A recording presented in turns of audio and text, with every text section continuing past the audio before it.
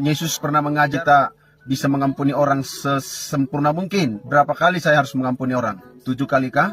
Bukan 7 kali, bukan 70 kali, tetapi 70 kali 7 kali. Kolose pasal 3 ayat 13 saya bacakan. Sabarlah kamu seorang terhadap yang lain, dan ampunilah seorang akan yang lain apabila yang seorang menaruh dendam terhadap yang lain, sama seperti Tuhan yang telah mengampuni kamu, kamu perbuat jugalah demikian. Seseorang yang mampu mengampuni secara sempurna ditandai dengan yang pertama, tidak menyimpan dendam. Tidak ada dendam dalam hidupnya. Seperti yang saya sudah bacakan tadi, jika seseorang menaruh dendam terhadap yang lain, harus mengampuni dan harus sabar. Jadi kalau masih ada dendam di dalam hati kita terhadap seseorang, itu tandanya bahwa kita tidak mengampuninya dengan sempurna. Walau kita berkata, ya aku sudah mengampuninya, tetapi ada hal yang saudara tutupi sendiri, yang saudara tahu bahwa itu masih terganjal di hati. Yang kedua, bahwa dia tidak menyimpan kebencian. Di dalam Amsal pasal 10 ayat 12 berkata, kebencian menimbulkan pertengkaran, tetapi kasih menutupi segala perkara. Jadi kalau kebencian itu masih ada di dalam hidup seseorang, maka pertengkaran akan muncul. Ya, kita lihat kemarin Bapak Ibu bisa menonton di televisi bagaimana John Kay dan Nus Kay terlibat dalam perkara besar sampai menimbulkan korban jiwa. Itu karena memang ada dendam yang disimpan. Ya, walaupun selama di penjara mungkin tidak bisa berbuat apa-apa, begitu keluar bulan 12 yang lalu, kebencian itu masih menimbulkan pertengkaran. Nah, itu tandanya bahwa memang tidak beres, ya. Dan itu tidak perlu ditiru. Lalu yang ketiga adalah tidak boleh ada kemarahan, ya. Efesus 4 ayat 31 berkata begini, segala kepahitan, kegeraman, kemarahan, pertikaian dan fitnah hendaklah dibuang dari antara kamu.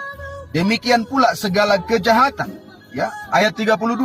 Tetapi hendaklah kamu ramah seorang terhadap yang lain, penuh kasih mesra, dan saling mengampuni, sebagaimana di dalam Kristus telah mengampuni kamu. Dan Tuhan minta harus mengampuni secara sempurna. Kelasnya sama seperti Tuhan mengampuni kita. Jadi kelasnya itu kelas Kristus. Kristus telah mengampuni kita, kita pun harus mengampuni secara sempurna. Ini tidak berat, ya. Ini tidak berat. Sebetulnya tidak berat, tapi sangat berat, ya. Oleh sebab itu harus ada kesungguhan untuk memikirkan secara serius, melihat hati kita apakah masih menyimpan kemarahan, adakah dendam atau ada kebencian. Itu pertanda bahwa memang belum mengampuni secara sempurna, ya. Terus bagaimana supaya kita bisa mengampuni secara sempurna? Jelas ada ayatnya bahwa harus mampu berdoa untuk orang yang menganiaya, memberikan makan bagi musuh yang lapar, dan minum bagi seteru yang haus. Ini tip yang luar biasa, ya. Inilah memutus mata rantai pertikaian yang bertahun-tahun. Inilah memutus kebencian ketika seseorang mampu berdoa. Ayatnya berkata begini, Matius 5 ayat 44.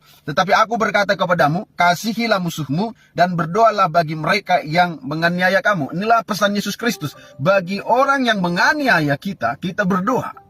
Luar biasa. Ini luar biasa kalau seseorang mampu berdoa bagi orang yang menganiaya.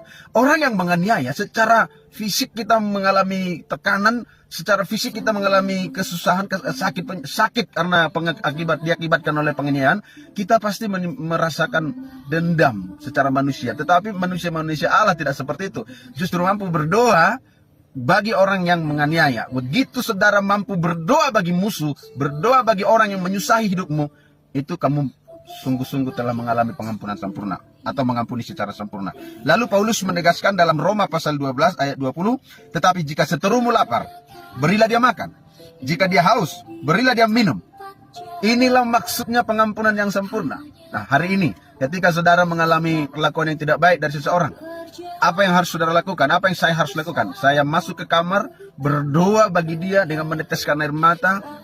Begitu air mata menetes bagi seseorang yang menganiaya kita, minta berkat bagi dia. Bayangin, mintalah berkat bagi musuh-musuhmu, mintalah berkat bagi orang yang menganiaya kamu.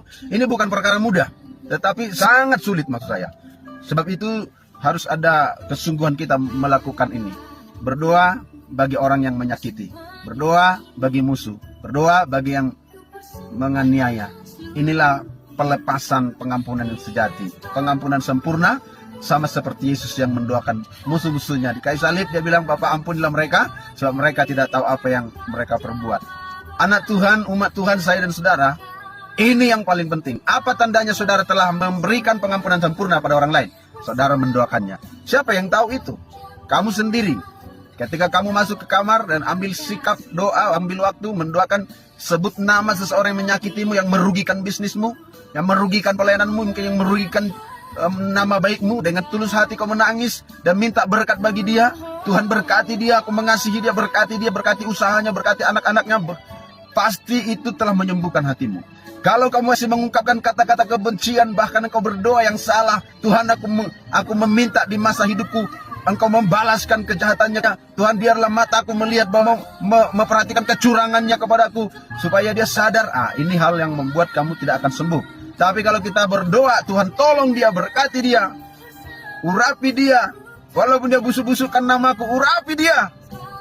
Nah, ini doa yang manjur, yang luar biasa. Tidak akan pernah menimbulkan sakit hati. Maka hati kita bergembira ria, bersuka cita, dan kita sehat, selamat, dan pelayanan kita semakin diurapi Tuhan, rumah tangga kita diberkati Tuhan, karena kita mampu melepaskan pengampunan sempurna bagi orang lain. Tuhan memberkati kita semuanya. Amin. Haleluya. Terima kasih. Tuhan memberkati. Selamat melakukan firman Tuhan.